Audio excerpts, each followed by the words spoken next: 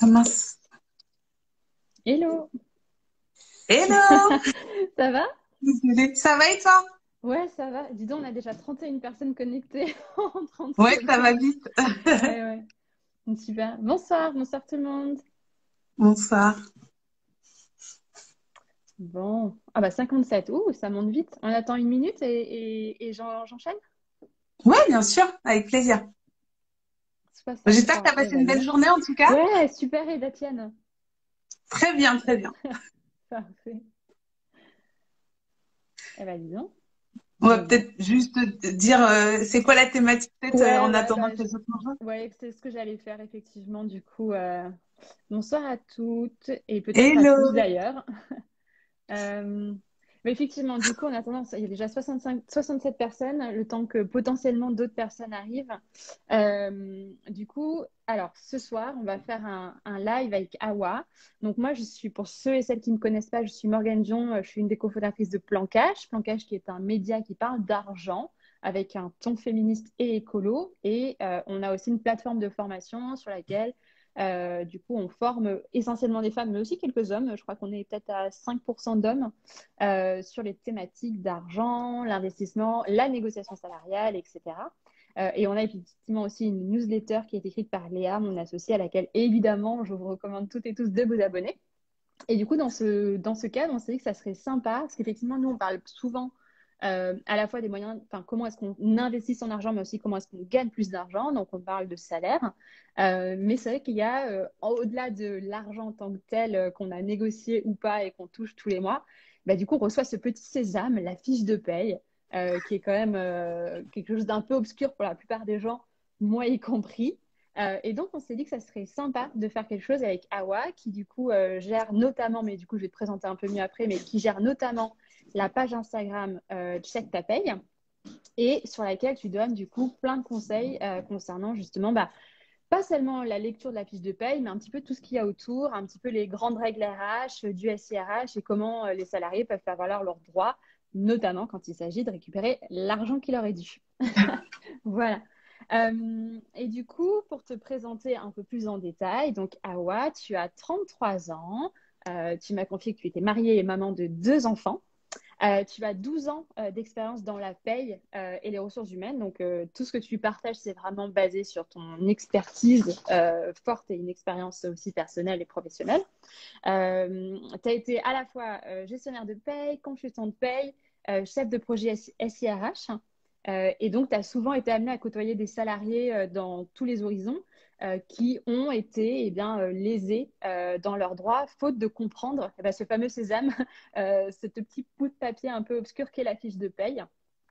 Et tu t'es rendu compte, et c'est assez intéressant, et je pense que je peux le confirmer aussi, que en fait, c'est une problématique qui touche un peu tout le monde, et il n'y a pas forcément, enfin, c'est très hétérogène en fait. C'est pas, il n'y a pas une catégorie de salariés plus que d'autres qui comprend mieux ou pas. Ça, c'est voilà, les ouvriers, les cadres, même parfois la direction, comprend rien du tout à ce petit morceau de papier.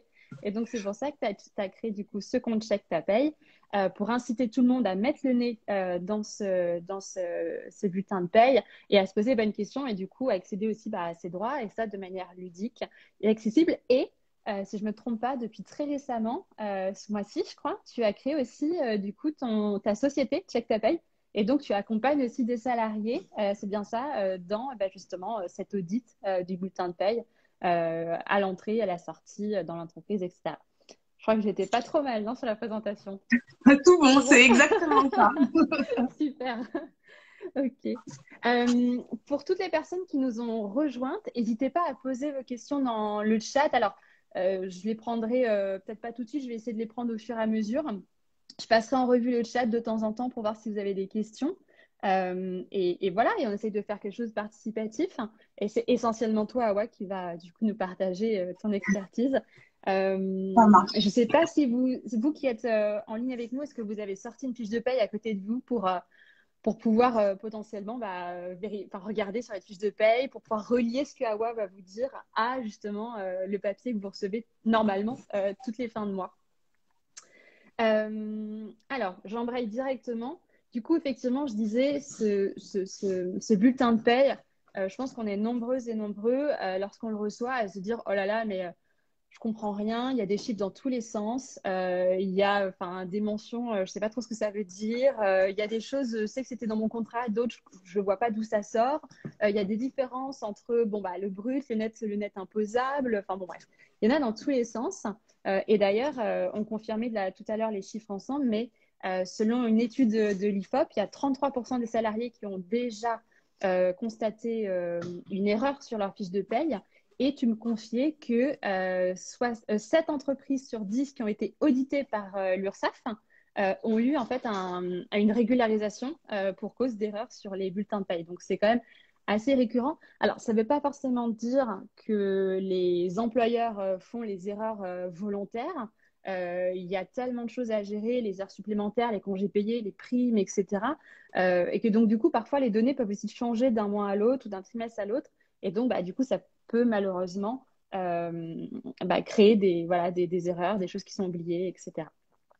Et du coup, la première question que je voulais te poser, c'est effectivement, déjà, vraiment d'un point de vue basique, mais pourquoi on doit la checker, cette fiche de paye? Pourquoi c'est important qu'on regarde ça? Alors, le bulletin de salaire en France, bon, je redis bonjour à tout le monde, hein, ceux qui n'ont pas eu bonjour. Le bulletin de salaire en France, en fait, il est au centre de tout. C'est-à-dire que, surtout aujourd'hui avec la DSN, et je vais venir juste après sur ce que c'est la DSN, tu as tes impôts qui passent sur ta fiche de paye, tu as ta retraite qui passe dessus, tu as ta sécurité sociale qui passe dessus, tu as ton pôle emploi. Et donc là, avec tout ce que je viens de dénombrer, tu as ta mutuelle aussi qui passe dessus, tes prévoyances. Et donc avec tout ce que je viens de dénombrer, en fait, si tu regardes, ça fait tous les aspects de ta vie qui passent par un bout de papier et qui reposent sur les informations de ce bout de papier-là. Donc potentiellement, si ça c'est faux, ça a des impacts. Quand tu seras vieux et que ton employeur, tu sauras plus où il habite depuis très longtemps, c'est-à-dire une fois que tu seras parti à la retraite, quand tu es malade et que tu as autre chose à penser que courir après les chiffres qui sont pas bons de tes indemnités journalières, quand tu es au chômage et que tu es en train de chercher un boulot et que tu n'as pas forcément envie de courir après tes sous.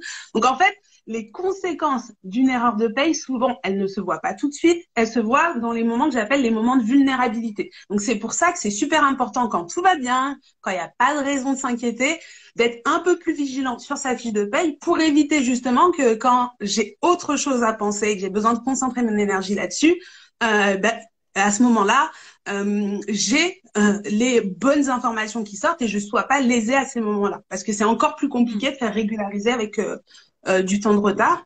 Et en anecdote personnelle, je peux vous partager que notamment, moi, ça m'est arrivé une erreur sur ma fiche de paye. Du coup, une erreur pas du tout volontaire de l'employeur puisqu'il m'a payé un mois de salaire en trop. Et du coup, bon, je l'ai signalé. Il a récupéré ses sous. Par contre, sur ma déclaration d'impôt, ce mois de salaire en trop, il y était. Et du coup, potentiellement, ça me faisait payer 400 € d'impôts en plus parce qu'il y avait un mois de salaire de plus sur mes impôts. Et ça, directement, il y a énormément de salariés qui vont pas vérifier déjà le net imposable qu'il y a sur leur bulletin de salaire et encore d'autres qui font même pas le comparatif entre le net imposable du bulletin de salaire et celui qui est déclaré aux impôts. Mais typiquement, là, c'est un moment où ça te coûte des sous et tu t'en rends pas forcément compte, puisque tu blâmes les impôts et pas ta fiche de paie. J'ai vu passer une question dans le chat, j'avais pensé la poser plus tard, mais je pense que c'est intéressant parce que c'est assez global. Mais est-ce que déjà on a un délai pour recevoir cette fiche de paie? Est-ce que l'employeur a un délai max pour nous la fournir et est-ce qu'il est obligé de nous la fournir tous les mois? Alors, le bulletin de salaire doit être fourni tous les mois, c'est une obligation légale. Par exemple, sur un CDI, c'est pas obligatoire d'avoir un contrat de travail, même si on préconise fortement parce que c'est indispensable pour bien vérifier quelles sont les modalités. Par contre, une fiche de paye tous les mois, c'est obligatoire et donc ça doit arriver dans la foulée. Alors après, peu importe, j'ai envie de dire à quelle période du mois elle arrive. Après, c'est tous les 30 jours, quoi. Donc, si on te la donne avec un mois de décalage, après, au final, tous les 1 mois, j'ai un bulletin de salaire qui m'est communiqué. Donc, soit remis en main propre, soit envoyé chez moi. Ok, donc c'est plutôt une question de régularité plutôt que de délai maximum. Ouais. Ok, très bien, voilà. très clair. Bon, je propose on rentre petit à petit, on va creuser en difficulté. Donc on va poser une question. Alors c'est vrai que ça peut être paraître une question un peu bête, mais je pense notamment c'est des personnes qui viennent de commencer à travailler et qui sont pas encore familières avec tout ce système. Donc, on a négocié j'espère que vous avez négocié un super salaire. En général, vous l'avez négocié en annuel brut. Et au final, bah, du coup, vous recevez un mensuel net. Alors, qu'est-ce qui se passe entre les deux? Pourquoi j'ai cette différence? Alors, au-delà que c'est divisé par 12, mais pourquoi j'ai cette différence? C'est quoi toutes ces charges patronales? C'est quoi toutes ces charges qui passent et qui font que eh ben, là où je pensais pouvoir m'offrir une super bouteille de champagne, finalement, je m'offre une bouteille de champomis. Voilà. Et déjà, c'est pas forcément divisé par 12. Donc déjà, là, il y a Ouais, en parfois plus. des difficultés sur l'annuel. Donc, faut bien s'entendre aussi là-dessus en entretien. Mais tout simplement, en fait, le système de protection sociale en France, il passe par le bulletin de salaire principalement en tout cas. Et donc, ça veut dire que tu vas cotiser un certain nombre d'assurances. Donc, on en parlait tout à l'heure, la retraite, la prévoyance, la mutuelle. Et donc, sur cette partie-là, tu as une partie où c'est l'employeur qui cotise. Et quand c'est l'employeur qui cotise, ça va être des montants qu'il va payer qui vont s'ajouter à ce qu'il te paye déjà en annuel brut ou en mensuel brut. Et ensuite, tu vas avoir des montants qui vont se déduire de ton salaire brut parce que c'est toi qui directement va cotiser pour ça. Et donc, en France, en ce moment, légalement, il y a un taux de charge qui est autour de 22% à peu près sur nos bulletins de salaire. Après, je dis légalement parce que conventionnellement ou même dans ton entreprise, ton employeur peut souscrire à des prévoyances supplémentaires, des contrats spécifiques qui font que ton taux de charge peut être légèrement plus élevé et faire en sorte que du coup, tu sois peut-être à 23, 24% de charge, etc. Et donc, c'est ça qui va faire que du coup, tu as un net moins élevé. Et ces prévoyances que ton employeur il peut prendre en supplémentaire, elles sont obligatoires pour le salarié? Alors, généralement, quand c'est prévu par un accord collectif ou un contrat collectif ou une convention collective, le salarié n'a pas d'autre option que d'accepter. Après, par exemple, pour le cas de la mutuelle, depuis quelques années, c'est devenu une mutuelle collective obligatoire parce que justement, l'État se désengage du remboursement de beaucoup de frais de santé et du coup, il a besoin que quand même on soit couvert et donc il oblige les employeurs à participer à ça. Et ça, quand c'est des contrats collectifs, on est obligé, mais il y a quelques cas de dispense qui sont connus. Et si tu fais partie des cas de dispense, tu peux demander à être dispensé. Ok, très clair. Euh, alors, est-ce qu'il y a des éléments qu'il faut forcément s'assurer d'avoir sur sa fiche de paye? Parce que voilà, il y a plein de choses qui sont listées, mais est-ce qu'il y en a qui sont absolument obligatoires de la part de l'employeur et puis pour faire valoir tes droits potentiellement après? Alors, sur le bulletin de salaire, il y a beaucoup de mentions qui sont dites des mentions obligatoires. Et en fait, si l'employeur ne les fait pas figurer sur le bulletin de salaire, ça va générer des amendes d'un coup s'ils se font redresser par l'URSSAF ou quoi que ce soit, ou si vous les attaquez en justice, ça peut générer des amendes pour l'employeur. En revanche, généralement, c'est plutôt bien fait parce qu'en fait, je connais pas beaucoup d'employeurs qui font leur bulletin à la mimine sur Excel. La plupart du temps, ils passent par un logiciel de paye et c'est super facile de dire telle mention, c'est obligatoire. Donc, la plupart du temps, elles y sont. Et si elles n'y sont pas, si le salarié a besoin de ces mentions, par exemple, la convention collective, c'est une mention obligatoire. Du coup, si un jour j'ai besoin de ma convention collective et que je la vois pas sur mon bulletin, il n'y a pas besoin d'avoir fait Saint-Cyr pour se rendre compte qu'elle n'est pas sur le bulletin. Donc j'avoue que moi, c'est vrai que c'est des données que je partage pas trop aux salariés dans le sens où je considère que c'est le type d'information qui est super important à savoir pour un employeur parce qu'il n'a pas envie d'avoir d'amende, mais un salarié à qui manque le nom de sa convention collective sur son bulletin de salaire, si lui sait de quelle convention il dépend, ça fait pas mort d'homme sur son bulletin de salaire.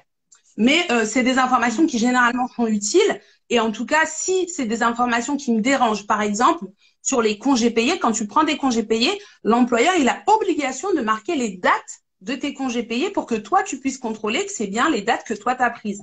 S'il ne le fait pas, moi, je peux pas contrôler correctement mes congés. Dans ces cas-là, je vais faire une réclamation en demandant à ce que mes dates de congés soient mentionnées sur mon bulletin de salaire. Mais pareil, je vais pas faire un prud'homme parce qu'il n'y a pas les dates de congés sur mon bulletin de salaire.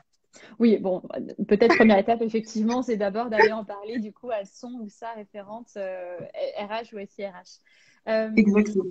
Alors, ok, donc on comprend bien qu'il y a plein de mentions dans tous les sens. Il y a ces fameuses charges patronales. Il y a aussi du coup les charges sociales qu'on paye nous du coup tous les mois. Tu les mentionnais tout à l'heure, l'assurance, enfin la Sécu, ça va être la retraite, etc. Alors, Juste, je te coupe parce que du coup, c'est des charges sociales, qu'elles soient patronales ou salariales. Dans tous les cas, c'est des charges sociales.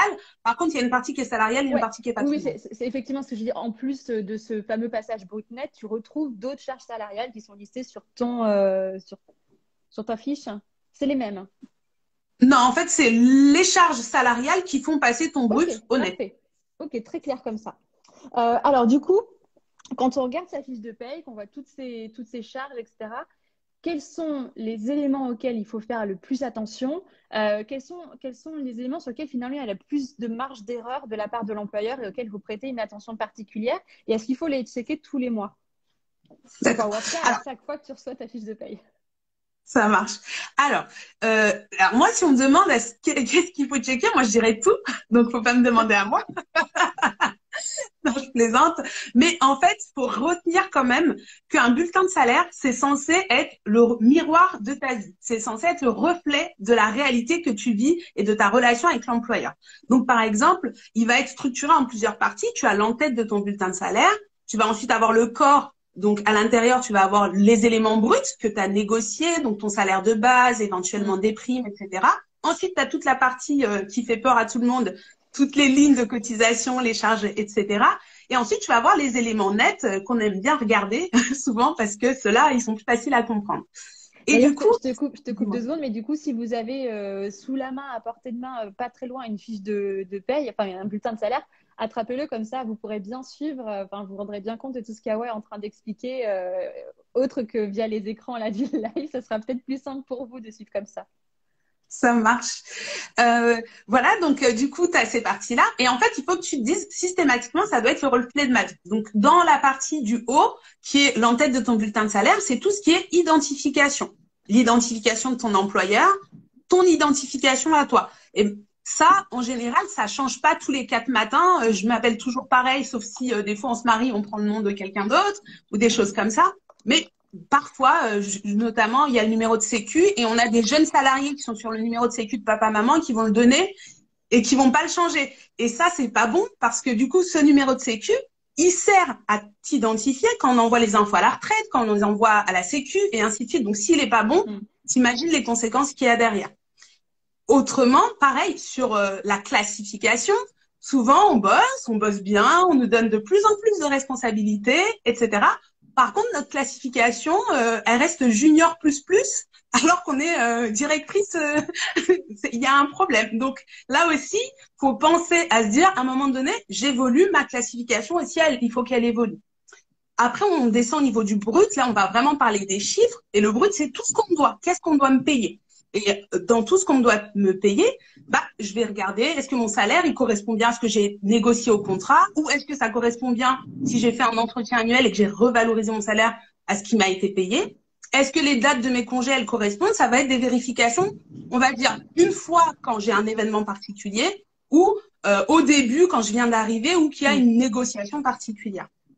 Les éléments nets, c'est un peu pareil. Il peut y avoir des éléments récurrents, comme tout ce qui va être les tickets restaurants, le remboursement de transport. Donc ça arrive net. Et du coup, faut pas le considérer comme du salaire parce que, comme son nom l'indique, c'est juste du remboursement de frais que tu as engagé pour le compte de l'employeur.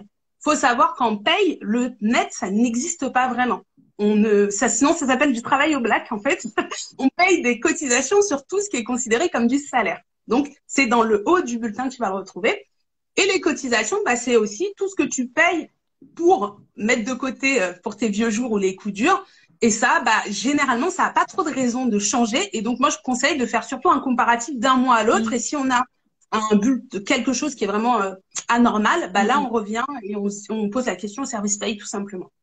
Ok, et alors sur tous ces éléments-là qui sont les éléments vraiment principaux auxquels il faut porter attention, les erreurs en général, toi, par ton expérience, tu as vu qu'elles se trouvaient à enfin, elles sont où? Alors, on va dire les 3 erreurs que je rencontre le plus fréquemment, ça va être au niveau des congés payés. Donc, souvent, les compteurs de congés payés, il y a des erreurs dans les calculs, notamment quand il y a eu des absences, quand on est rentré en cours d'année, etc. Parce que on va pas vous mettre suffisamment de Mm. congés dans votre compteur par rapport à ce à quoi vous auriez eu droit. Également, parfois, les informations sont pas communiquées au service paye en temps et en heure. Les congés sont pas validés. Des fois, on a des strates où je dois envoyer mes congés par tel logiciel. Ça doit être validé par un N+1, voire N+2. Et ensuite, ça part au service paye et du coup, ça part pas correctement. Et pareil, il y a des choses qui sont pas bonnes. Donc, les congés, souvent, c'est source d'erreur. Donc, être extra vigilant là-dessus, surtout que c'est facile à vérifier. Si je sais que j'ai pris 15 jours au mois de mars, bah, je vérifie, j'ai pris 15 jours, que j'ai bien 15 jours qui sont décomptés. Les heures supplémentaires aussi, source d'erreur, pas mal. Alors, déjà, il y a un problème. Ça, c'est quand les employeurs veulent bien les payer. C'est ça. Il y a déjà à se les faire payer. Et ensuite, aussi, bien vérifier que ça correspond donc quand ils les payent, que ça correspond bien au planning que moi j'ai effectué et bien faire un recoupement. Et c'est pour ça que je conseille d'avoir toujours un petit carnet ou sur son smartphone, de faire son propre suivi des heures supplémentaires. Et la troisième, vas-y, dis-moi. Je disais sur les heures supplémentaires, alors je dévie un tout petit peu, c'est vrai, je suis désolée, mais c'est parce que j'ai vu que tu avais fait un post sur le sujet. Les heures supplémentaires, effectivement, quand on est sur un nombre d'heures, alors souvent c'est quand on n'est pas au forfait cadre, du coup en général, bon, c'est un peu plus simple de les faire valoir, il y a souvent un système de suivi qui est plutôt bien ou moins bien mis en place. Mais par contre, par exemple, quand on est cadre, et je suis désolée que je dévie un peu, mais justement ces heures supplémentaires, comment est-ce qu'on fait pour les faire valoir et s'assurer du coup qu'elles figurent sur cette fiche de paye et qu'on s'est fait bien payer? Alors, du coup, juste déjà une distinction, cadre ne veut pas forcément dire pas d'heures sup. Et le forfait cadre, ça n'existe pas. On dit souvent le forfait jour et je pense que tu as dû faire une petite confusion. Mais du coup, un cadre, c'est pas parce que tu es cadre que tu ne peux pas avoir d'heures sup ou que tu peux pas avoir un planning comme un non-cadre peut avoir. Et donc, ça dépend surtout du contrat que tu as signé et quel type de contrat tu as signé. Donc, si tu as signé un contrat au forfait jour, effectivement, dans le forfait jour, il n'y a pas de notion d'heure. Donc, tu ne peux pas avoir d'heures supplémentaires. Et du coup, en amont, au moment où tu fais ta négociation de salaire, il faut que tu tiennes compte de cette information. En revanche, par exemple, le forfait jour, il y a une obligation de suivre sa charge de travail et de faire un entretien annuel chaque année. Et si tu vois que ta charge de travail elle est plus cohérente avec le salaire que tu touches, c'est à toi, en fait, d'aller dans la démarche de réévaluer, de renégocier ton salaire. Donc, la notion d'heure n'existe plus. Et je vois quelqu'un dans le commentaire qui fait un commentaire qui dit attention, la personne parle des variables, mais du coup je pose aussi la question pour les heures sup. La personne dit attention, la période de paiement des variables peut être en décalé. Tu confirmes? Et est-ce que c'est la même chose pour les heures supplémentaires? Est-ce qu'elles peuvent être le temps d'être prises en compte, décalées par exemple sur le mois suivant pour leur paiement? Alors, en paye, en fait, on parle de tout ce qui est élément variable de paye. Un élément variable de paye, c'est quelque chose qui peut changer d'un mois à l'autre. Les heures supplémentaires, c'est un élément variable de paye par excellence quand c'est des heures supplémentaires ponctuelles et qu'elles sont pas contractualisées dans ton contrat. Donc, dans ces cas-là, il faut demander à ton entreprise quelle est la période qui est prise en compte sur mes bulletins de salaire pour les éléments variables de paye.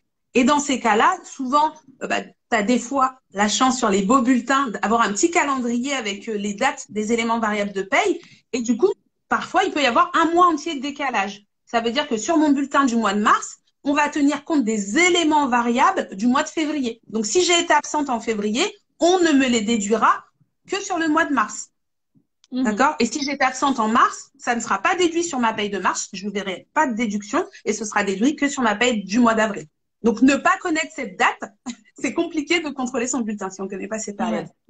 Et sur les heures supplémentaires, pour rester sur ce sujet-là, donc du coup, en général, elles sont majorées. Comment est-ce que je fais pour m'assurer que le bon calcul a été, voilà, il y a le nombre d'heures, on paye, je sais pas, 4 heures supplémentaires.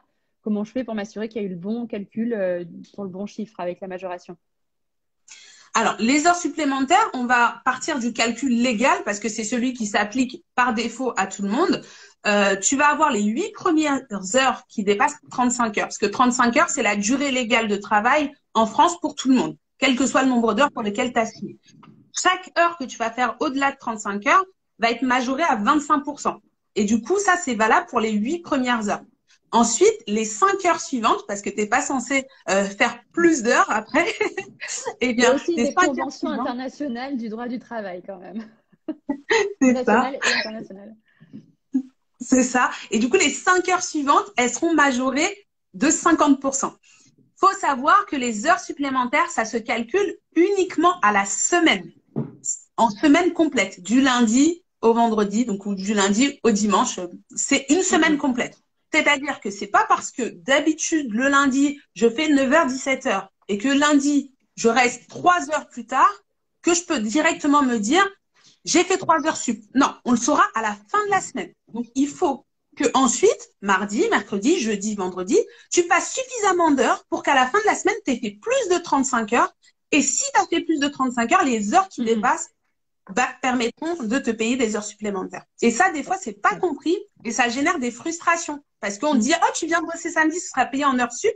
Mais comme tu as été malade vendredi et que tu n'as pas travaillé, en fait, tu n'as pas d'heures supplémentaires. Et voilà. Et c'est ton manager qui l'a dit, qui ne sait pas non plus comment se calcule des heures sup. Et du coup, c'est la paye que tu dois te l'expliquer après. Ouais, effectivement, c'est effectivement un point de détail qui finalement n'est pas si détaillé que ça et qui est quand même assez important. Quand on a préparé, quand on discutait un petit peu, il y avait un autre point vital sur lequel tu me disais qu'il y avait aussi souvent des erreurs et du coup, il faut particulièrement être attentive ou attentif. C'est quand justement on a un arrêt de travail. Parce que alors en plus, selon sa situation, il peut y avoir des périodes de carence entre la prise en compte par la Sécu. Enfin bref, c'est souvent un casse-tête infernal. Comment est-ce qu'on vérifie ça? Comment est-ce qu'on s'assure qu'on ne se fait pas léser? Alors déjà, il faut bien comprendre comment l'arrêt de travail va être traité dans ton entreprise parce que d'une entreprise à une autre, ce ne sera pas forcément toujours la même chose. Et également, d'un secteur d'activité à l'autre, tu n'as pas les mêmes droits. Donc, ta convention collective, le plus souvent, elle va te permettre d'avoir un certain nombre de maintiens de salaire. Donc, par exemple, si tu es dans le code du travail, la première année, dans le code du travail, il y a 0 maintien. L'employeur n'est obligé de rien maintenir du tout. Mais il y a certaines conventions, dès 3 mois d'ancienneté, tu as droit à du maintien de salaire si tu es malade. Et du coup, en fonction, ça va pas être le même traitement. Donc, il faut bien regarder, du coup, chacun sa convention collective pour savoir quelle est la règle qui s'applique. Pareil, tu as parlé de carence. La sécurité sociale, elle a toujours 3 jours de carence qui partent. En revanche, si tu as un maintien de l'employeur, le maintien de ton employeur, il n'y a pas forcément de carence. Donc, peut-être que dès le premier jour d'arrêt, toi, l'employeur va maintenir ton salaire. Et donc, c'est cette gymnastique-là de savoir déjà c'est quoi la règle dans ma convention collective et à quoi j'ai droit. Une fois que tu sais ça, ensuite, il va falloir regarder le brut de ton bulletin de salaire parce que c'est une absence qui vient en moins sur ton salaire. Et il va falloir te poser une seconde question qui est de savoir est-ce que ton employeur fait de la subrogation? C'est quoi ce gros mot? Ouais, j'allais te poser exactement la question comme ça. Alors, la subrogation, c'est un principe qui, je ne sais pas si elle vient de chez moi. Ah, c'est bon, je t'ai récupéré. Oui, okay. Oui, non, c'est moi, c'est parce que mon téléphone m'informait qu'il me restait 20% de batterie et ça a frisé du coup pendant une seconde l'écran. Désolée. Ok, ça marche. Bon, pas de problème. Et alors, j'étais en train de dire, du coup, la subrogation, c'est quoi? En fait, normalement, la sécurité sociale, quand tu es malade, c'est elle qui t'indemnise. Elle te fait un virement sur ton compte en banque du montant de ton indemnité. Mais on a vu qu'il y a des cas où l'employeur, il va maintenir ton salaire. Donc, ils se sont dit, plutôt que l'employeur, il te paye un bout par là, la sécu un bout par là, l'employeur, il peut s'arranger directement avec la sécurité sociale pour que la sécurité sociale lui verse les indemnités et toi, tu es payé directement comme d'habitude par ton employeur. Donc, pour toi, en tant que salarié, c'est ultra confortable. En général, l'employeur, il va faire cette subrogation quand il sait qu'il maintient ton salaire. Il y a des cas où il ne maintiendra pas ton salaire, donc il va te dire débrouille-toi avec la sécurité sociale. Moi, de toute façon, je te paye pas, donc j'ai pas tellement d'intérêt à récupérer tes indemnités journalières. Donc c'est là où il faut savoir est-ce que vous pratiquez ou non la subrogation. Et il y a des entreprises qui veulent jamais pratiquer la subrogation et du coup qui vont te maintenir un petit bout et la sécu l'autre petit bout. Il n'y a pas d'obligation légale à appliquer la subrogation. Ok, je fais c'est pas vraiment une aparté, mais c'est une espèce de point. Moi, je l'ai déjà remarqué dans mes précédents emplois salariés.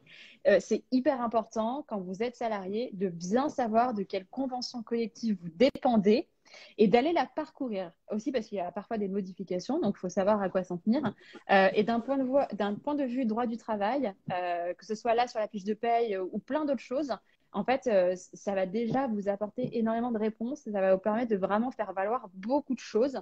Il y a malheureusement des employeurs qui tablent un peu sur le fait que les salariés connaissent pas du tout leur convention collective. Du coup, peuvent potentiellement, par erreur ou par volonté, vous léser de certains de vos droits, qu'ils soient financiers ou pas. Donc, vraiment, savoir de quelle convention collective on dépend et aller la voir, aller la lire, c'est hyper important, vraiment, dans n'importe quel job dans lequel vous êtes. Voilà. Du coup, j'en concluais ça à la fois de tout ce que tu viens de dire et à la fois de moi aussi, ce que j'avais déjà remarqué. Voilà, c'est vraiment important. Et du coup, juste pour compléter ton propos, je vous conseille le site codedutravailnumérique.gouv. C'est un site qui est très bien fait. Voilà, en plus, on a la question où la trouver, où cette convention collective. Le site codedutravailnumérique.gouv, il va vous dire, par exemple, si vous cherchez prime dessus, il va vous dire ce que prévoit la loi pour les primes. Et aussi, du coup, vous allez avoir la possibilité d'indiquer votre convention collective et ils vont vous dire pour votre convention collective, quelles sont les primes qui sont prévues pour votre convention collective. Et du coup, c'est bien fait. Du coup, ça vulgarise et c'est moins les gros textes de loi pas digestes. C'est en accès gratuit. En revanche, pour le moment, ils n'ont pas toutes les conventions, parce qu'en France, il y a plus de 600 conventions collectives, hein. Même si je crois on est tous sur, enfin, 80% des salariés sont sur une vingtaine de conventions collectives, mais en tout cas, une cinquantaine, excuse-moi, de conventions collectives. Mais en tout cas, il y en a pas mal et c'est un bon départ quand on maîtrise pas trop ce genre d'outils. Bon, et puis, dans le pire des cas, on peut aussi demander justement à ces RH, enfin, ces responsables RH, de savoir de quelle convention collective on dépend. Si on n'est pas sûr, bon, en général, on va avoir une réponse quand même. Même s'ils ne répondront pas forcément précisément à la question qu'on se pose, ils diront, voilà, c'est telle convention et tu peux aller voir. Donc, il y a aussi quand même cette option-là. Oui, c'était pour creuser dedans que je disais. Ouais, bien sûr, mais du coup, alors, si on continue alors avec ces principaux points d'erreur potentiels, donc on a parlé des congés payés, on a parlé du coup des heures supplémentaires. J'ai vu passer une question, juste pour bien préciser, pour que ce soit clair pour tout le monde, la personne demandait s'il y avait vraiment aucun cas dans lequel les heures supplémentaires étaient calculées au mois. Tu confirmes qu'il n'y a pas de cas? Alors, si ça peut exister, même si dans tous les cas, on calculera à la semaine, mais il peut y avoir des accords de modulation du temps de travail. Donc là, ça va être des accords spécifiques, soit conventionnellement, soit des accords d'entreprise, où en fait, on va décréter que finalement, on va prendre une période, ça peut être le mois, ça peut même être l'année, ça peut être plusieurs périodes en fait, ou une autre période. Et du coup, au cours de cette période, on va mettre une limite haute et une limite basse d'heures qui va être faite. Et c'est au-delà de ces limites qu'on va payer les heures supplémentaires immédiatement. Et ensuite, en fin de période, on va calculer les heures supplémentaires qui ont été faites et on va les payer. C'est des cas un peu particuliers. Si vous êtes concerné par la modulation du temps de travail, de toute façon, vous allez avoir obligatoirement une communication en interne pour vous dire que vous êtes concerné. Ok, très clair.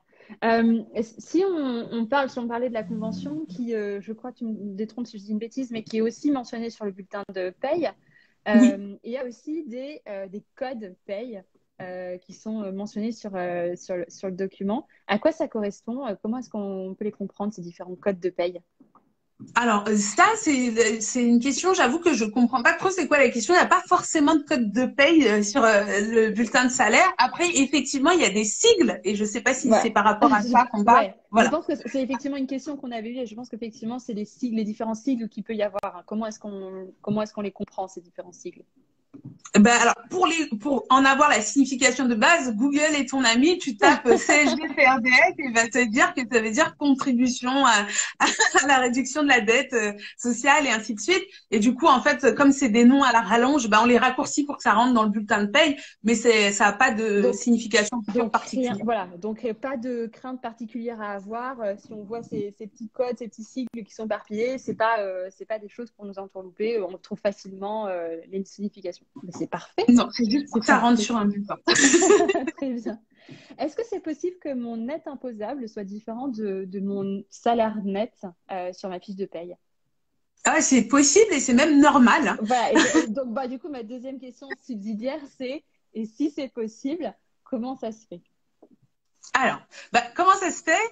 Alors, on a plusieurs éléments sur le bulletin de salaire. Donc, on a compris déjà que pour passer du brut au net avant impôt, eh ben, on enlève nos charges salariales et du coup, on arrive sur le net avant impôt. Ensuite, bah, on va devoir payer des impôts. Mais il y a certaines cotisations qui sont sur le bulletin de salaire qu'on nous retire, de l'argent qu'on nous retire, mais sur lequel on est quand même imposable. Et ces cotisations, ça va être d'une part la CSG-CRDS imposable et du coup aussi la part patronale de ta mutuelle, donc de la contribution de ton employeur à tes frais de santé. Pourquoi? Parce qu'on considère que si tu avais payé ta mutuelle tout seul de ta poche, tu l'aurais payé sur de l'argent net sur lequel tu as déjà payé des impôts. Or là, comme ton employeur, il t'aide à payer ta mutuelle, bah, l'État se dit, bah non, on va pas lui faire ce cadeau, donc on le remet dans tes impôts. Et donc, ça fait qu'on a une base imposable qui est plus élevée que le net qu'on perçoit réellement. Ok, ok, très clair. Dommage. Mais alors, bon. Ok, donc on a checké les trois gros ensembles sur lesquels il peut y avoir le plus d'erreurs. On a checké nos congés payés, on a vérifié nos arrêts de travail s'il y en a eu, on a checké nos heures supplémentaires, etc. Qu'est-ce qui se passe si je repère une erreur? Déjà, est-ce que j'ai un délai? Alors, déjà, est-ce que j'ai une obligation et est-ce que j'ai un délai pour le signaler? Alors, l'obligation, oui et non, dans le sens où ça dépend si l'erreur est en ta faveur ou en ta défaveur. Hein. Si elle est en ta défaveur, je pense que tu n'as pas besoin d'une obligation pour Ouais, aller si on a signaler. été payé moins que ce qu'on avait calculé qu'on devrait avoir, effectivement, j'imagine que la plupart des gens vont vouloir le signaler. Alors, du coup, à qui je le signale? Est-ce que c'est mon manager? Est-ce que c'est les RH directement? Et comment je fais? Si je ne me rends pas compte tout de suite, est-ce que j'ai quand même de la marge pour le faire? Alors, du coup, si l'erreur est en ta défaveur, tu peux signaler. Alors, il faut utiliser les us et coutumes qu'il y a dans ton entreprise. Donc, il faut quand même poser la question.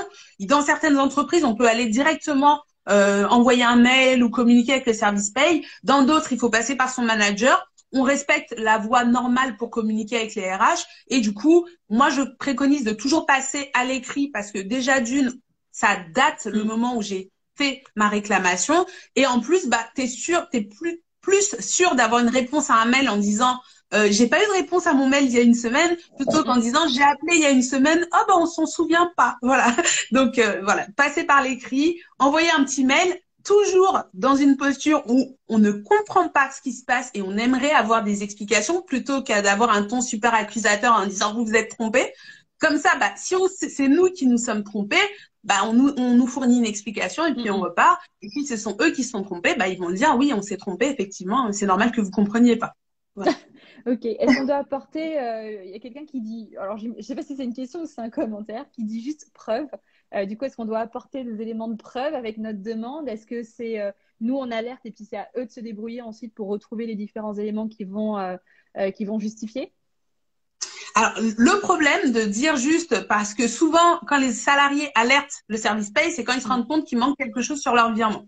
Et donc, moi, j'avoue que j'ai été gestionnaire de paye. Et quand tu as un salarié qui t'appelle en disant, oui, ben, d'habitude, je touche 1500, là, il y a 1300, c'est pas normal. Je sais pas ce qui se passe, mais c'est pas normal. Avant même d'avoir eu son bulletin sous les yeux, généralement, il n'est pas bien reçu par le service paye parce qu'une paye, ça varie. Il peut y avoir des explications. C'est peut-être lui qui a oublié qu'il a eu 2 jours d'absence ce mois dernier. Donc, il faut quand même amener un minimum de début d'information en disant il y a ça qui est pas normal. Si tu veux que ta demande soit bien reçue, après en fonction des services paye, du temps dont ils disposent, de leur gentillesse, il y en a même si tu dis j'ai l'impression que c'est bizarre, ils vont prendre le temps de regarder, et d'autres qui sont overbookés et qui vont pas te laisser le temps de regarder. Et donc voilà. Je viens juste finir le délai, c'est bien. Donc pour les éléments de salaire, pour réclamation, en fait, tu es censé connaître l'erreur ou avoir eu connaissance de l'erreur à partir du moment où tu as donné ton bulletin de salaire. Et les délais de prescription pour les salaires, c'est 3 ans environ. Enfin, 3 ans tout court. 3 ans. Donc du coup, à partir du moment où le bulletin commence à être en erreur, tu as 3 ans pour faire valoir tes droits. Et inversement, l'employeur, s'il s'est trompé sur une paye, il peut aussi récupérer ses sous dans ce même délai de 3 ans. Et juste pour être clair, c'est 3 ans à partir du moment où le bulletin de salaire a été émis ou c'est 3 ans à partir du moment où on signale l'erreur? C'est à partir du moment où le bulletin de salaire est émis. Voilà, à partir du moment où on me remet le bulletin, je suis censée avoir tout lu et tout compris. Ok, très clair. Ok, dans l'autre sens, qui est un autre sens un peu plus embêtant, on va dire, parce que du coup, ça nécessite qu'on fasse nous-mêmes un certain nombre de démarches. Moi, par exemple, j'ai travaillé dans le public. Alors là, on parle plutôt du privé, mais juste pour donner une petite expérience en exemple, je travaillais dans le public au ministère de la Défense. À l'époque où ils ont mis en place un nouveau système de paye qui a fait beaucoup jaser dans les médias parce que c'était une catastrophe absolue qui s'appelait Louvois. Ouais. Et on avait du coup des petites blagues entre nous, entre militaires, parce que nos soldes variaient complètement d'un mois à l'autre, mais pour des raisons. Il y a des gens qui étaient payés, qui n'étaient pas payés pendant 3 mois, il y a des gens qui avaient reçu les 3 fois leur salaire d'un coup. Bref, c'était une cata. Et donc, en tant que militaire, mais j'imagine en tant qu'agent public tout court, il y a une espèce d'habitude, c'est tout ce que je reçois qui me semble un peu suspect en plus de ce que j'étais censée recevoir, je le mets de côté parce que je sais qu'en fait, dans 2 mois, 3 mois, un an, en fait, je vais recevoir un petit courrier de l'administration qui me dit vous devez 1000 euros, vous devez 1200 euros, etc. Bon, ça, c'est le truc qui est un peu moins sympa. On se dit ah, chouette, j'ai gagné plein d'argent ce mois-ci. Et en fait, attention, parce qu'on peut venir toquer à la porte pour nous demander de le réclamer. Alors, du coup, le cas inverse de ce qu'on vient de discuter juste avant, comment on fait justement quand on a un trop perçu, ou en tout cas quand on pense qu'on a un trop perçu, est-ce qu'on est, alors au-delà de moral, j'ai envie de dire, mais c'est d'un point de vue légal, on est obligé de le notifier. Est-ce qu'on est obligé de le rendre? Est-ce que cette erreur qui est faite de la part de l'employeur, est-ce que je dois quand même rectifier son erreur à lui? Enfin, bon, j'imagine que oui, mais est-ce que tu peux expliciter un petit peu ce cas de figure-là? Alors, quand l'erreur, elle est en notre faveur, pour moi, en fait, ça rentre dans le cas général. Il n'y a pas un cas spécial code du travail qui, enfin, en tout cas, à ma connaissance, qui dit si votre employeur s'est trompé, il y a une loi spécifique qui dit que vous êtes obligé de le notifier avant telle date. En fait, ça va être le même principe que si tu vas et que la caissière te rembourse trop d'argent. Théoriquement, j'imagine qu'il y a une loi qui doit exister qui dit que tu es censé lui rendre. Voilà. Après, c'est toi qui le fais ou qui ne le fais pas. Faut savoir en tout cas que il y a eu des précédents là-dessus et notamment avec une salariée qui a dissimulé pendant plusieurs mois volontairement un salaire qui était versé en double sur son compte à l'employeur et du coup ça, je crois que ça a chiffré à plus de 25 000 euros de trop perçu. Ah ouais. Du coup, au final, l'employeur l'a licencié pour faute grave et sa faute grave a été reconnue et a été Ouais. acceptée par la Cour de cassation. Donc effectivement, oui, il y a plus de confiance. Après, est-ce que légalement l'employeur peut attaquer en justice pénalement pour dire elle aurait dû me le dire, ça je saurais pas te dire, mais en tout cas tu peux effectivement être sanctionné par l'employeur pour avoir caché quelque chose qui est manifestement une erreur. Ouais. Après, il y a beaucoup de salariés qui ne se rendent pas compte ou qui savent pas forcément qu'il y a eu une Mm-mm. erreur et qu'ils ont un trop perçu qui est anormal. Et dans ces cas-là, l'employeur va pas forcément te le reprocher. En revanche, il dispose lui aussi de 3 ans pour récupérer un trop Mhm. perçu qui aurait été fait à tort. Ouais. Au-delà de 3 ans, c'est prescrit. Donc, si tu veux plus rembourser, t'es pas obligé.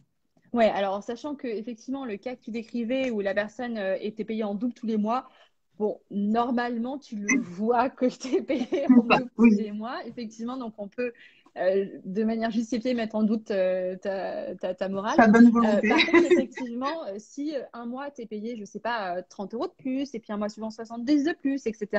En fait, c'est au bout de 2 ans où on vient te réclamer la totalité de ça et que ça représente, je sais pas, quasiment un de tes salaires mensuels. Effectivement, ça peut faire mal de devoir d'un seul coup ressortir une telle somme. D'où l'intérêt, effectivement, de quand même checker de manière régulière et de s'assurer que on a perçu ce qui est censé arriver, quoi. Alors, Voilà. je tiens juste Mhm. à apporter une précision parce que ce que tu viens de dire, c'est Ouais, extrêmement pertinent. Si l'employeur se rend compte d'une erreur, il n'a pas le droit de récupérer la totalité de l'argent en une ok. seule fois. Par exemple, tu parlais des 1000 euros, là, on peut pas Ouais. voilà. J'ai eu des cas de figure où des salariés se retrouvent avec des payes négatives comme ça alors qu'ils avaient travaillé tout le mois. C'est pas possible. L'employeur Ok. n'a pas le droit de retenir plus de 10% de ton salaire net, sauf si vous convenez d'un accord. Et du coup, vaut mieux qu'il le mette par écrit parce que s'il n'a pas d'écrit, il n'a pas de Mm. preuve que tu as dit oui un jour. Et du coup, donc en fait, ça étale la dette. Au maximum, il prendra 10% de ton salaire net Mhm. si tu n'es pas d'accord pour donner plus. Donc voilà. Ok. Et alors, question piège, mais il se passe quoi si tu es déjà parti de chez cet employeur et du coup, il a plus de salaire sur lequel te retenir ces fameux 10%? En fait, ça devient une créance comme n'importe quelle créance que tu peux avoir Mhm. entre particuliers ou avec une entreprise. Il Mhm. va t'envoyer un courrier, puis voilà, vous vous mettez d'accord pour des modalités de remboursement. Ok, très clair. On avait eu une question quand on a fait la petite boîte à questions avant le live. C'est des cas particuliers, mais par exemple, une personne qui disait qu'elle était payée sur 13 mois. Donc, en fait, elle a 13 mois. Voilà, il y a certains contrats qui sont comme ça. Qu'est-ce que ça change pour elle sur son bulletin de salaire voilà, dans les mentions auxquelles elle doit faire attention, les calculs, etc. Ou est-ce que c'est exactement pareil? Alors, le 13e mois, ça n'a pas d'existence légale. C'est soit conventionnel, soit issu d'un accord d'entreprise, ou soit même négocié individuellement avec un salarié. Du coup, bah, ça dépend des modalités qui sont inscrites dans cet accord, dans cette convention collective ou dans ce contrat de travail. En gros, on distingue deux types de 13e mois. Tu vas avoir le 13e mois qui est une prime qui va s'ajouter au salaire annuel que tu auras négocié et du coup qui va être versé avec des modalités d'attribution, etc. Donc, il faut bien y faire attention parce qu'il y a souvent écrit dans les petites lignes que si tu sors avant telle date, bah, tu n'as plus de 13e mois. C'est là aussi où on précise si tu fais la moitié de l'année, est-ce que tu as un prorata ou pas, et ainsi de suite. Donc, si on ne sait pas. Et également, si tu as des absences, comment elles impactent le calcul. Donc, à partir du moment où tu as ce type de prime, faut que tu saches tout ça, sinon tu pourras jamais la contrôler. Donc voilà, et tu as vraiment les personnes dont en fait la rémunération annuelle est payée en 13 mois au lieu d'être payée en 12 mois ou en 14 mois, même certains ont ça. Et du coup, en fait, le montant que tu vas négocier à ton entretien, bah, il va juste être divisé par 13 au lieu d'être divisé par 12. Certains vont rajouter un montant mensuel tous les mois divisé par 13. Voilà, il y a plein de modalités, ça dépend comment c'est fait.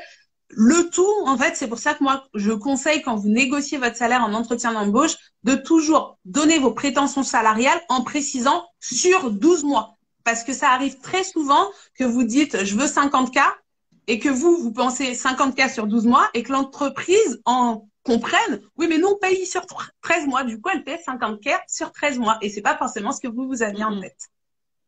Ok, bon à savoir, effectivement. De toute façon, de manière générale, quand on négocie son salaire à l'entrée, il vaut mieux avoir pas mal préparé les différents chiffres, avoir bien tout remis dans la balance, avoir bien pensé justement à faire le calcul brut-net, avoir bien pris en compte le taux d'imposition qui potentiellement d'ailleurs peut évoluer en fonction du salaire qu'on finit par recevoir. Donc bref, effectivement, c'est une nouvelle petite ligne à checker, enfin une petite box à checker quand on prépare sa négociation salariale.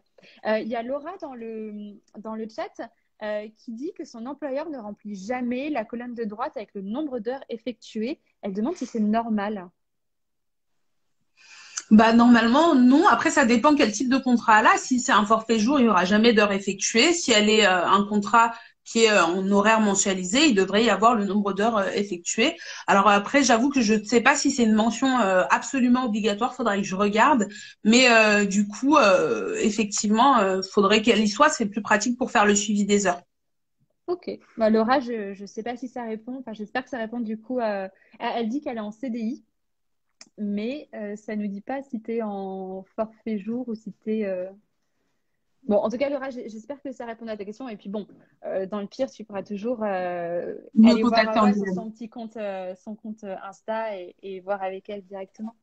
Alors, je prends, parce qu'on a 2-3 minutes encore.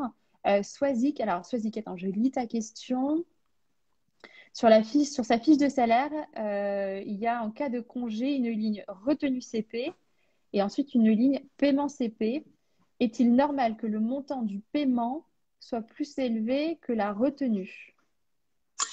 Oui, alors du coup, je vais reformuler. Du coup, en fait, tu as une ligne d'absence qui retient ton absence pour congé payé, par exemple les 5 jours que tu as pris, et tu vas avoir une ligne de paiement qui paye tes congés parce que c'est des congés payés. Et du coup, la loi, elle impose à l'employeur de faire un comparatif au moment où il va te payer, soit de maintenir exactement le même montant que l'absence, de sorte que bah, être en congé payé, c'est comme si j'avais été payé mon salaire plein, soit de voir si le dixième de la rémunération que tu as touché pendant que tu cumulais ces congés est plus favorable.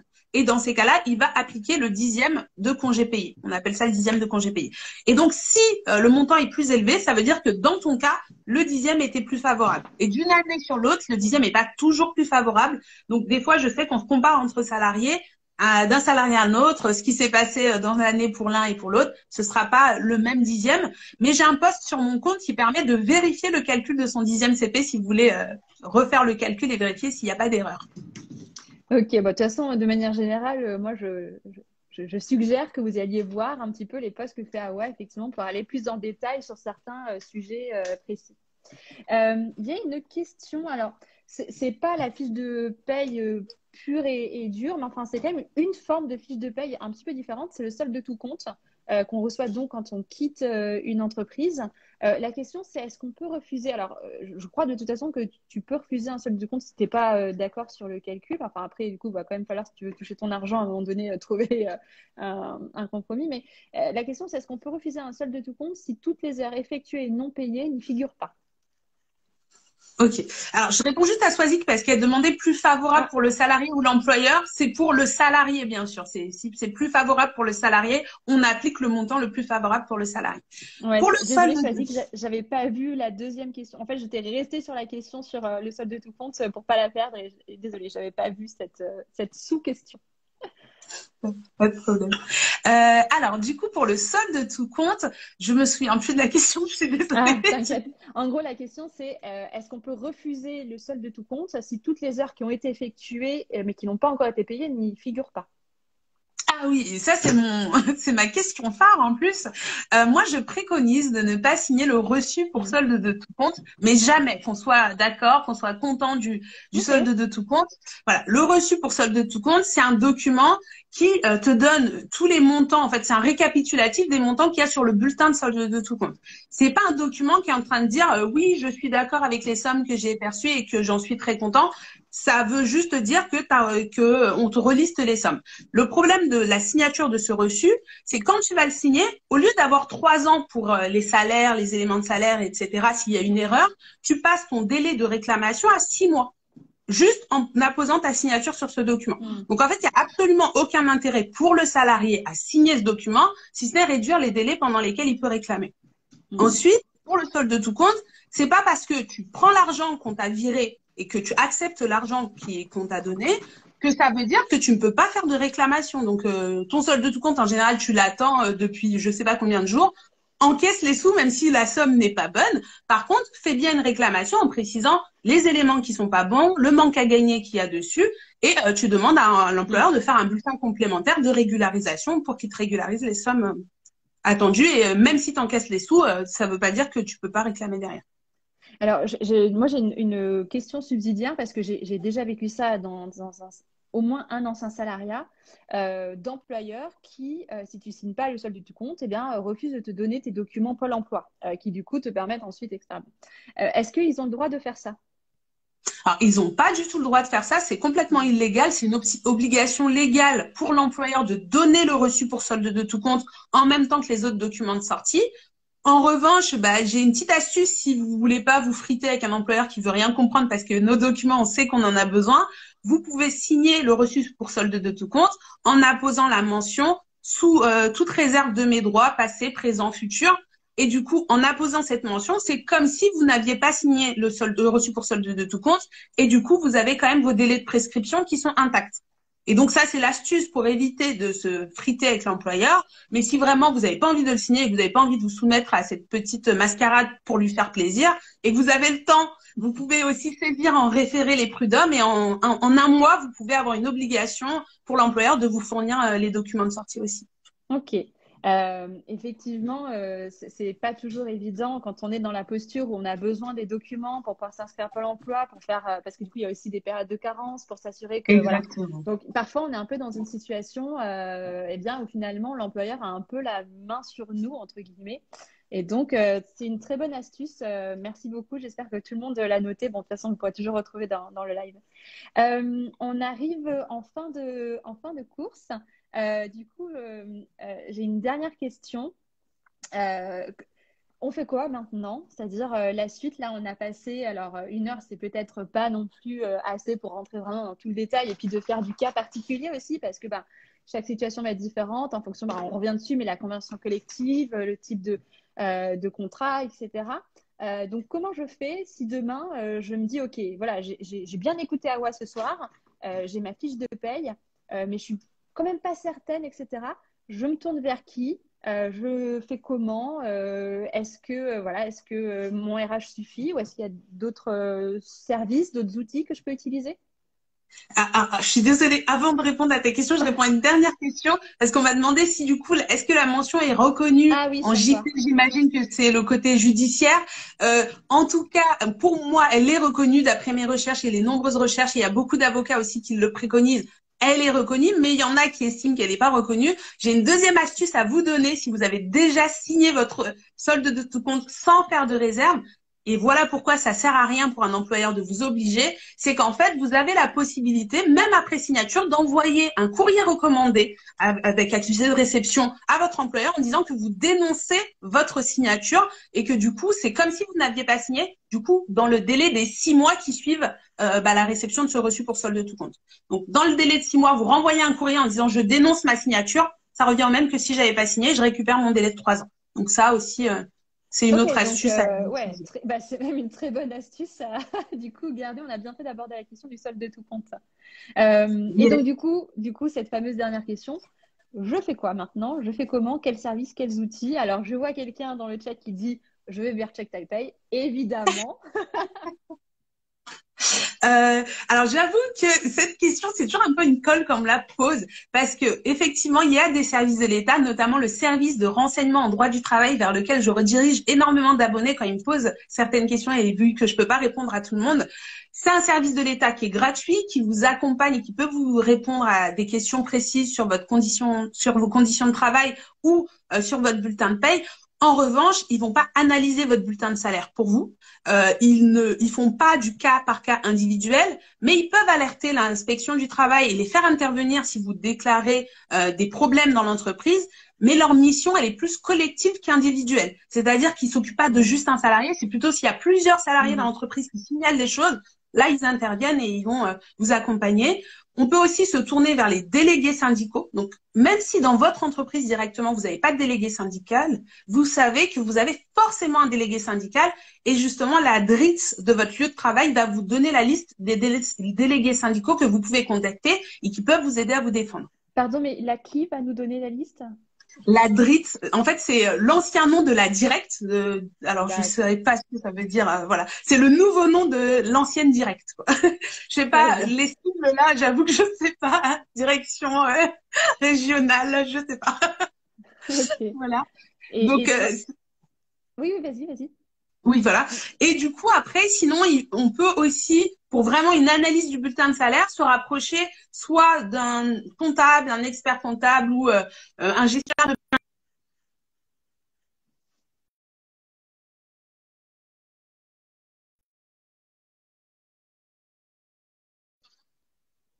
Je suis désolée, je sais pas si c'est juste moi. Attends, ah ouais, je suis désolée, je sais pas si Ah oui, j'ai continué à parler en plus. Ça va? moi je suis navrée, je sais pas si ça... ouais, je sais pas si ça vient de mon côté. Ah, c'est bon, je t'ai Du coup, récupéré. ouais, je t'ai perdue pendant 20 secondes, je vais te dire. Si ça te dérange pas de Ok. reprendre ce que tu disais, excuse-moi. Non, non, je reprends. Donc, en fait, tu as donc la DRITS, non, j'ai n'importe quoi. Tu as donc les experts comptables, les gestionnaires de paye indépendants qui peuvent, donc quelqu'un qui a vraiment une vraie expertise paye et qui sait lire et faire un bulletin de Hmm. salaire peut t'aider à analyser. Mais j'avoue que c'est parce que j'ai pas réussi à trouver un service vraiment pensé pour les salariés que j'ai lancé, en fait, Check Ta Paye et la société Check Ta Paye. Et c'est le résultat aussi d'une analyse qui a été faite avec les salariés, les abonnés de ma page. On a un groupe privé et en fait, on a pensé, ils m'ont dit leurs problèmes et on a trouvé. Et du coup, aujourd'hui, je propose ces services-là. Donc, la vérification du solde de tout compte, vérifier à partir du contrat que je viens de signer et de mes premiers bulletins, est-ce que tout colle, est-ce qu'il manque pas des choses et est-ce que c'est bien ce pourquoi j'ai signé et ainsi de suite. Donc, et du conseil, en fait, autour de la paye. Super. Bah écoute, merci beaucoup Awa pour tous ces conseils, pour avoir répondu à toutes mes questions et à toutes nos questions. Et puis bah j'espère que tout le monde va aller voir un petit peu ce que tu proposes d'autre comme information parce que je sais que ton compte est hyper riche. Bah voilà. Merci beaucoup et puis merci beaucoup à tous ceux et toutes celles qui ont suivi et qui ont participé. Merci Awa. Avec plaisir. Merci à toi, Margane, de m'avoir accueilli. Salut Plancash, salut toute Avec la plaisir. communauté. Salut. À bientôt. Ciao.